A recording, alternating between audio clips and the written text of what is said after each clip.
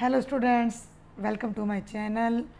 बेटा जी, इस वीडियो में मैं आपको क्लास 12th का जो सेट नंबर 1 हुआ है, जुलाई 24 लिखा है लेकिन हुआ है अगस्त में, इसका सॉल्यूशन करवाने जा रही हूँ।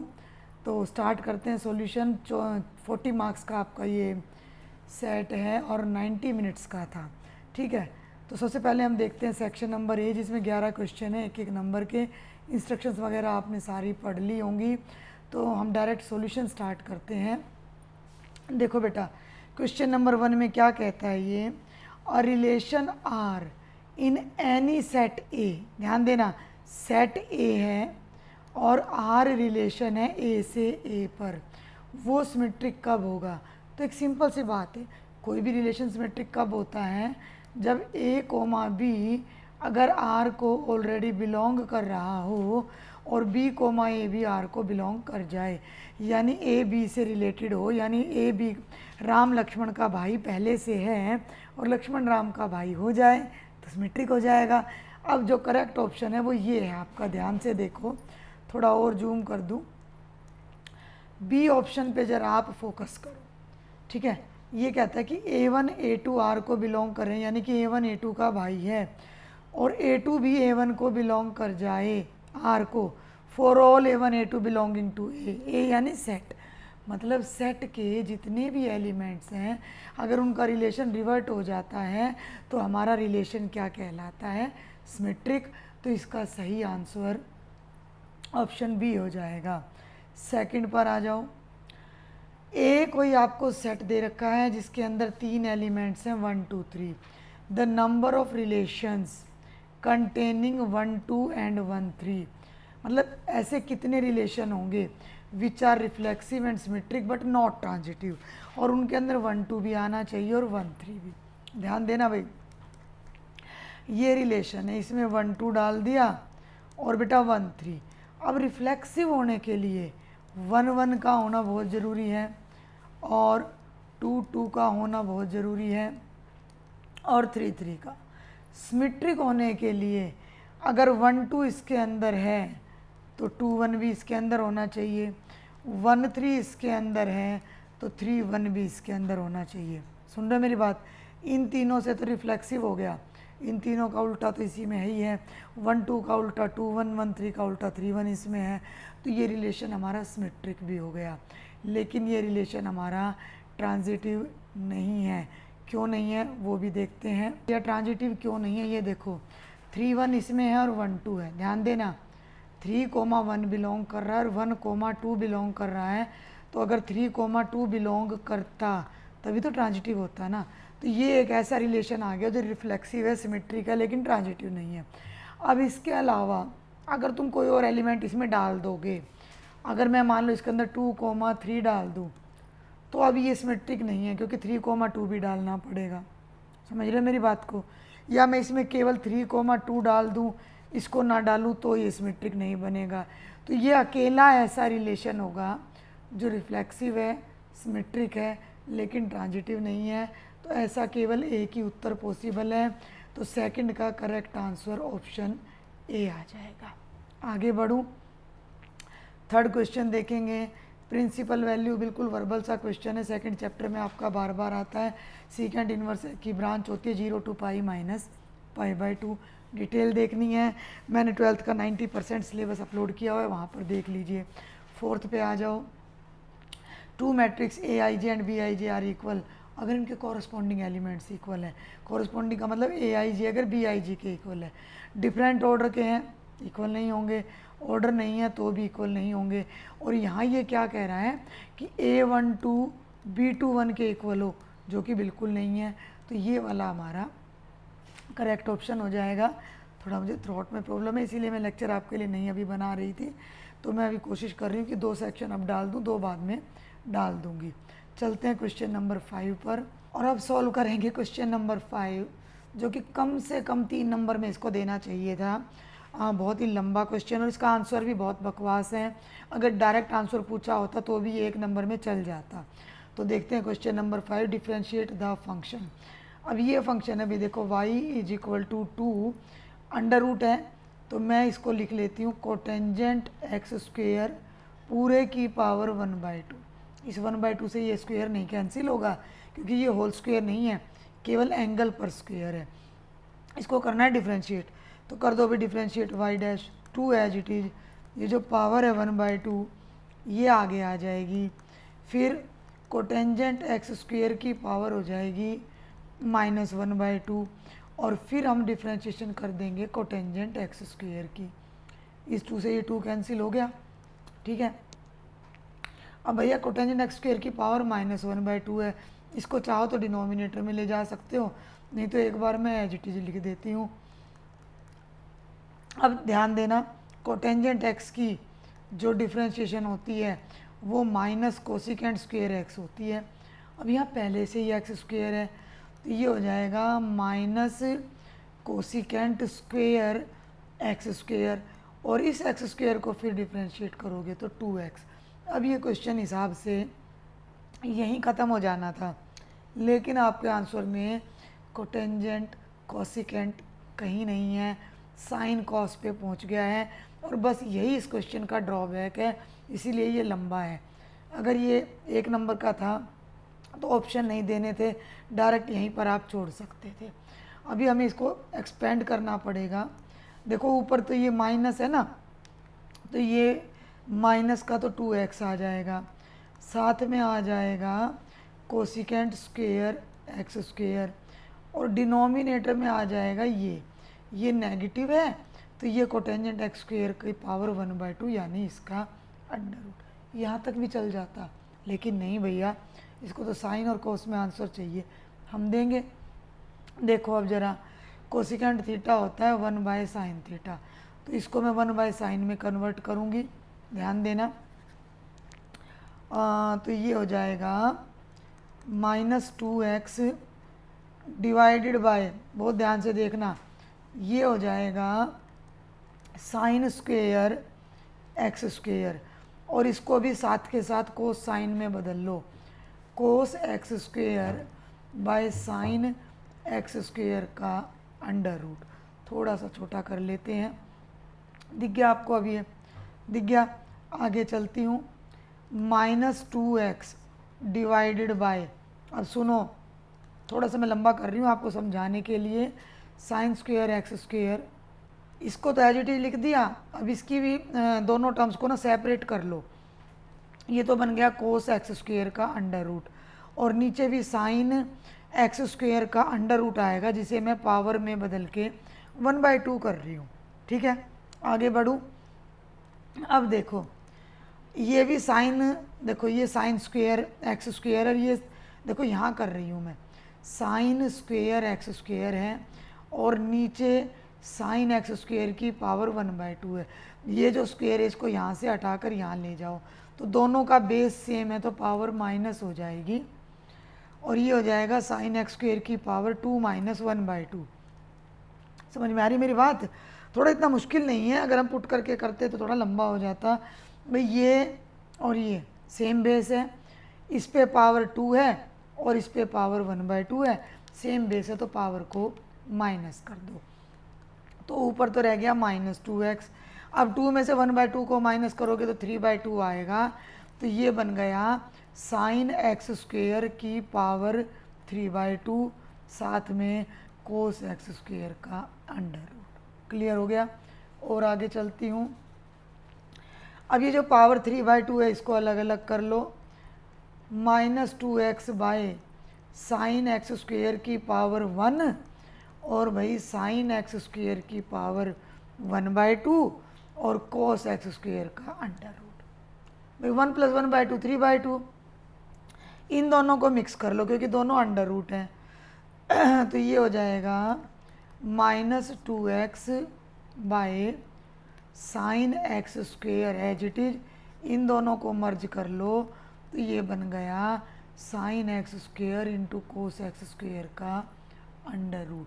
1/2 पावर का मतलब अंडर रूट। अभी भी बात नहीं बनेगी, क्यों नहीं बनेगी? क्योंकि आपके आंसर से अगर हम मैच करें तो बाहर का साइन एक्स स्क्वेयर तो मेरा आ रहा है, ये देखो sign x square sine x square sine x square, लेकिन अंडर रूट में या तो साइन 2x चल रहा है या कोस 2x चल रहा है, यानी डबल एंगल पर ले जाना पड़ेगा। तो देखो ज़रा अब हम यहाँ क्या करते हैं, -2x। अब अपनी वॉल्यूम तेज कर लीजिएगा क्योंकि थोड़ा मैं आराम से यहाँ बोल रही हूँ। अब हम इस अंडर रूट के अंदर ध्यान देना 2 से मल्टीप्लाई कर देंगे। आप ऐसा भी कर सकते थे कि भैया ऊपर भी √2 लगा दो और नीचे भी √2 लगा दो, वो √2 इसमें मर्ज हो जाता। या आप अंडर रूट के अंदर 2 से मल्टीप्लाई कर दो, 2 से डिवाइड कर दो, इसको फिर ऊपर ले जाओ। समझ पा रहे हो आप मेरी बात को? सुनो मैंने क्या किया कि ये सारी सेटिंग सिर्फ किस लिए हो रही है, क्योंकि हमारा जो आंसर है ना वो इस फॉर्म में नहीं दे रखा। उस आंसर तक पहुंचने के लिए ये करना पड़ रहा है, यहाँ भी √2 लगा दो और यहाँ भी √2 लगा दो, कोई फ़र्क नहीं पड़ा। इस √2 को इसमें मर्ज कर दो, ठीक है। इस √2 को इसके अंदर ले जाओ, ऊपर वाली टर्म हो गई -2 √2x, नीचे आ गया sin x², और ये अंडर रूट में हो गया 2 sin x² cos x²। Formula याद कर लो, 2 sin a cos a = sin 2a। तो ये बन जाएगा sin 2x²। ये हो गया -2 √2x divided by sin x², और ये बन गया sin 2x² का अंडर रूट। और आप ध्यान से देखोगे तो ये आपका ऑप्शन ए है। चेक कर लीजिएगा मिला लीजिएगा, एक बार देख लो। और छोटा करूँ, -2 √2x bye sin x² sin 2x² का अंडर रूट। तो यहाँ मैं टिक कर रही हूँ, इसका 5वें का करेक्ट आंसर है ऑप्शन ए। बहुत ज़्यादा लंबा क्वेश्चन था, 3 की बजाय अगर 5 नंबर में भी दे देते तो गलत नहीं था। मैं फिर से रिपीट कर दूं कि अगर हमसे डायरेक्ट आंसर पूछा जाता और आप इस क्वेश्चन को यहीं पर छोड़ देते तो भी ठीक था, लेकिन इस फॉर्म में कन्वर्ट करना पड़ रहा है, तो ये बहुत लंबा क्वेश्चन है। आगे चलते हैं, अब सॉल्व करते हैं question number 6। A particle moves along the curve 6y = x³ + 2। मैं यहाँ दोबारा लिख देती हूँ, एक पार्टिकल इसके साथ घूम रहा है। Find the points on the curve at which y coordinate is changing 8 times as fast as the x coordinate. इस लाइन का क्या मतलब है? y कोऑर्डिनेट चेंज कर रहा है, यानी y के डेरिवेटिव, सुन लो मेरी बात ध्यान से, यानी कि dy/dt, और वो 8 टाइम्स है x के चेंज से, यानी 8 × dx/dt। ये वैल्यू हमें दे रखी है और वो पॉइंट बताना है जिस पॉइंट पर ये कंडीशन होल्ड करती है। इसके लिए अब क्या करोगे आप कि ये जो कर्व दे रखा है 6y = x³ + 2, डिफ्रेंशिएट कर दो with respect to t। 6 dy/dt = 3x² dx/dt, plus में 0 आ जाएगा, इस 0 को हटा दो और इस कंडीशन को यहाँ यूज करो। कैसे यूज करोगे? dy/dt की जगह ये लगा दो 8 dx/dt यहाँ पर, तो 6 × 8 dx/dt = 3x² dx/dt ख़त्म हो गया। 48/3 = x² आ गया, x² 16 आ गया, x की वैल्यू ±4 आ गई। x की वैल्यू आ गई, इसको कर्व में पुट कर दो, y की वैल्यू आ जाएगी। तो जब x 4 है तो 6y हो गया, 4 चौके 16, चौके 64 + 2 यानी 6y 66, y 11 आ गया। तो एक पॉइंट तो हो गया 4 और 11। जब x की वैल्यू -4 है, इसी कर्व में रखो, तो 6y हो जाएगा -4 का क्यूब -64 + 2 -62, y आ जाएगा -62/6 -31/3। दूसरा पॉइंट हो जाएगा -4 और -31/3। ऑप्शंस को ध्यान से देखना, कंफ्यूज कर देता है ये एग्जामिनर ऑप्शंस में। x की जगह 4 और 11, ठीक है, पहला point, -4 -31/3, option number B is correct. ठीक है, अब चलते हैं क्वेश्चन नंबर 7 पर। ये डायरेक्ट है, आपका फॉर्मूला मिल जाएगा सेकंड चैप्टर में, नहीं हो तो पुरानी बुक में है। कोटेंजेंट इनवर्स एक्स को कोट इनवर्स एक्स की टर्म में कोटेंजेंट इनवर्स माइनस एक्स को लिखना है in the terms of cotangent inverse x. तो बेटा कोटेंजेंट इनवर्स माइनस एक्स होता है pi minus cotangent inverse x. अगर नई बुक में ना हो तो पुरानी में देख लेना। आगे चलते हैं क्वेश्चन नंबर 8। ए देखो कितना कंफ्यूज कर रहा है ये आपको। ए दे रखा है, बी दे रखा है, बी ए दे रखा है, ए बी निकालो। कई बच्चे इसी को उल्टा कर देंगे, ऐसा नहीं करना। ए बी का मतलब ए और बी को मल्टीप्लाई करना है। ए रख दो 1 0 0 -1, बी रख दो 0 1 1 0, मल्टीप्लाई कर दो फर्स्ट रो फर्स्ट कॉलम। ये बन गया 0 + 0 first row second column, 1 + 0 second row first column, 0 -1 second row, ये 0 है यहाँ पर, ठीक है, 0 और ये 0। सोल्व कर दो 0 1 -1 0, ये आंसर आ जाएगा। इसको यहाँ पर फिल कर देना, ठीक है। वैसे वो इसका ट्रांसपोज भी है 0 -1 1 0, लेकिन हम इसको ट्रांसपोज नहीं करेंगे क्योंकि जब तक ये सिमेट्रिक ना हो, जैसे बी ट्रांसपोज बी के इक्वल ना हो, हम ऐसा कुछ नहीं कह सकते। आगे चलते क्वेश्चन नंबर 9 पर। क्वेश्चन नंबर 9 कहता है determine whether this function is continuous. Continuous है ये क्योंकि 0 पे वैल्यू 0 आ रही है। और अब मैं पूरा क्वेश्चन सॉल्व नहीं करूँगी। 0 पे जब आप इसकी लिमिट निकालते हो तो जनरली जब हम h वगैरह रखते हैं, मान लो लेफ़्ट लिमिट राइट लिमिट रख ली, मान लो राइट लिमिट के लिए मैंने x को 0 + h यानी h ले लिया, तो ये बन गया h² sin 1/h limit h tends to 0। तो जो ये वैल्यू है ना, यहाँ आप 1/0 नहीं रखोगे, उसकी बजाय ये तो हो गया 0 का स्क्वायर, और यहाँ हम लिख देते हैं any value lying between -1 and 1, कि यहाँ पर sin 1/h की वैल्यू -1 और 1 के बीच में आएगी। तो उस नॉन जीरो वैल्यू को जब 0 से मल्टीप्लाई करेंगे तो 0 आ जाएगा, लिमिट भी 0 वैल्यू भी 0, तो फंक्शन कॉन्टीन्यूस हो जाएगा, ठीक है। 10th क्वेश्चन पर चलते हैं। किसी को इसका डिटेल्ड सॉल्यूशन देखना हो, 9th का कॉन्टीन्यूटी का चैप्टर मैंने पूरा समझा रखा है। 10th पे आ जाओ। y = 2 की पावर cos² x डिफ्रेंशिएट करना है। a की पावर x की डिफ्रेंशिएशन होती है a की पावर x log a, वही यहाँ लगेगा। a की जगह 2 है, x की जगह cos² x है, तो ये हो जाएगा 2 की power cos² x log 2।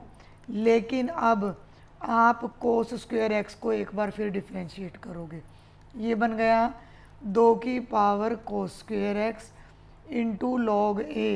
cos² x की डिफ्रेंशिएशन हो जाएगी 2 cos x, और cos x की हो जाएगी -sin x। अब चाहो माइनस को तो आगे ले जाओ, ये बन जाएगा 2 sin थीटा cos थीटा, जो कि बन जाएगा sin 2 थीटा। तो ये बन जाएगा -sin 2x into log a, बस थोड़ा सा अरेंज कर दिया मैंने, और 2 की पावर cos² x। इनको आगे पीछे भी लिख सकते हो। अब देखते हैं क्वेश्चन नंबर 11। असर्शन रीजन है। असर्शन क्या है? The function log cos x is increasing function. Check करते हैं है या नहीं। कोई भी फंक्शन का डेरिवेटिव अगर ग्रेटर देन 0 हो इंक्रीजिंग होता है, लेस देन 0 हो डिक्रीजिंग होता है। y हो गया log cos x, y का डेरिवेटिव हो जाएगा 1/cos x, cos x को फिर से करो -sin x, -sin/cos -tangent x। Function का डेरिवेटिव आ गया -टेंजेंट x।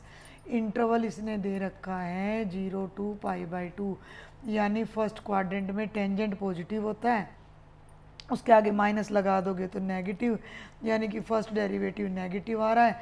इसका मतलब फंक्शन इज डिक्रीजिंग, जबकि ये बोल रहा है कि इंक्रीजिंग है। ये तो रॉन्ग है, फॉल्स है, यानी कि जो हमारी पहली स्टेटमेंट आई है वो फॉल्स है, तो दूसरी 100% ट्रू है। अब चेक भी कर लेना कैसे।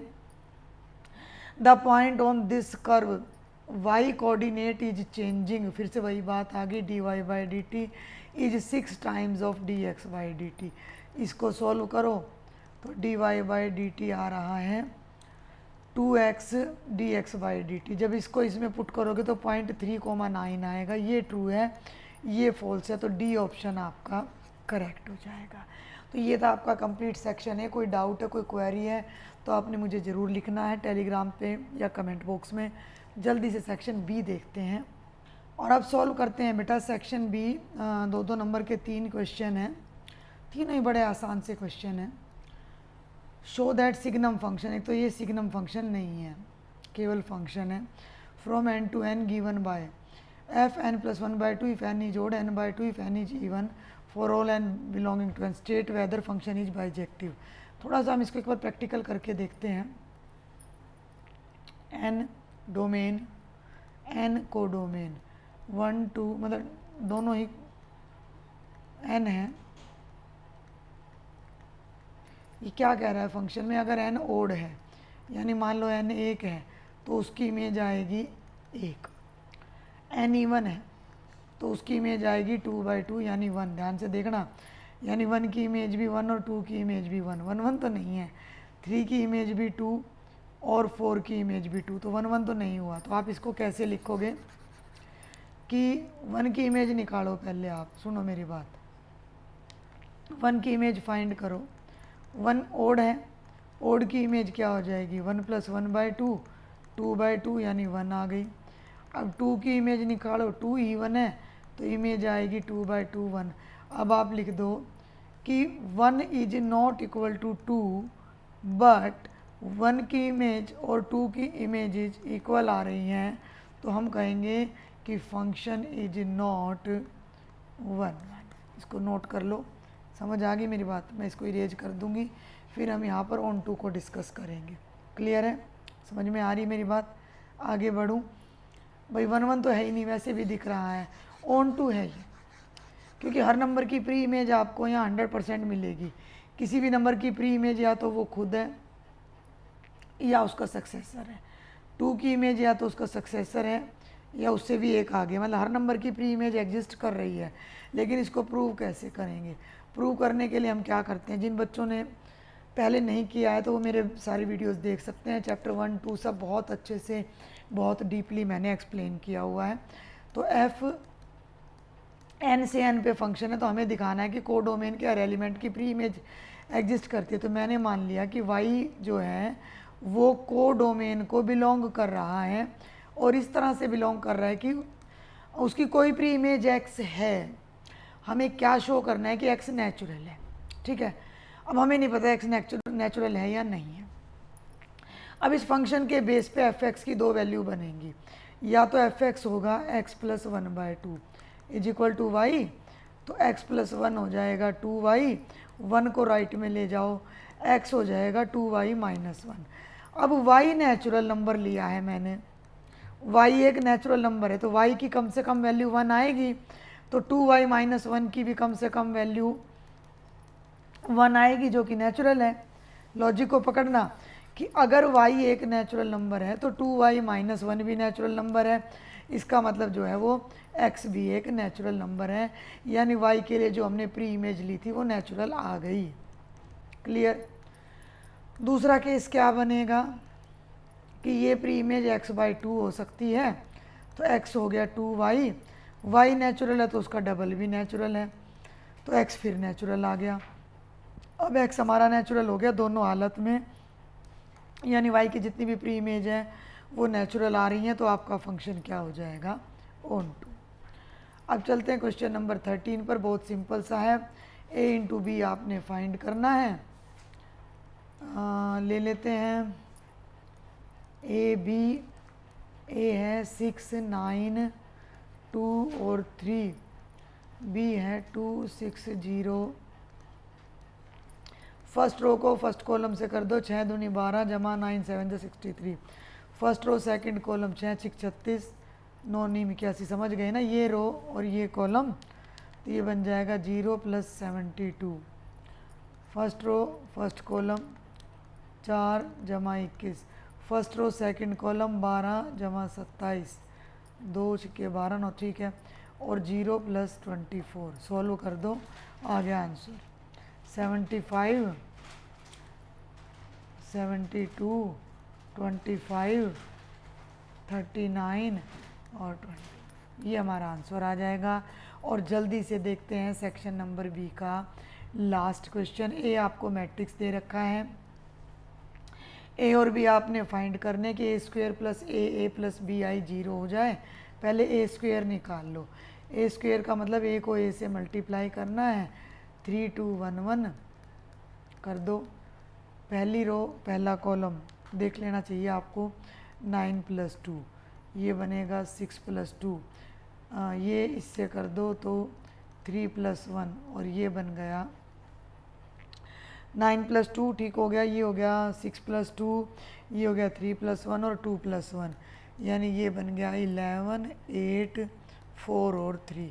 अब इसको पकड़ लो, a square plus a plus b I is equal to 0। Identity matrix 2x2 order का ही आपने लेना है। ए स्क्वेयर की वैल्यू रख दो 11 8 4 3, ए के ब्रैकेट में ए को रख दो, बी के ब्रैकेट में आई को रख दो, राइट साइड में 0 को रख दो। ठीक है, इनको ऐड करो और ए और बी की वैल्यू फाइंड कर दो। देखो 11 8 4 3, ए अंदर जाएगा तो 3a 2a ए और ए, बी अंदर जाएगा तो b 0 0 b is equal to 0 0 0 0। अब इनको कर दो ऐड, ये बनेगा 11 + 3a + b, ये बनेगा 8 + 2a, ये बनेगा 4 + a और ये बनेगा 3 + a + b। इक्वल कर दो इक्वल करोगे तो यहाँ से डायरेक्ट आ गया, देखो 4 + a is equal to 0, a की वैल्यू -4 आ गई। इससे करोगे तो भी इतनी आएगी। अब इसको ले लो, इसको इसके इक्वल कर दो, 3 + a + b is equal to 0, a की जगह -4 + b is equal to 0, -1 + b is equal to 0 और b की वैल्यू 1 आ जाएगी। a की वैल्यू -4 और b की वैल्यू 1 आ गई। आप इसको यहाँ रख के चेक भी कर सकते हो।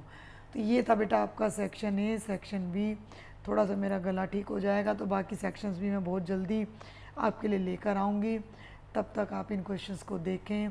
कोई भी डाउट है, कोई भी क्वेरी है तो आप मुझे टेलीग्राम पर या कमेंट बॉक्स में लिख सकते हैं।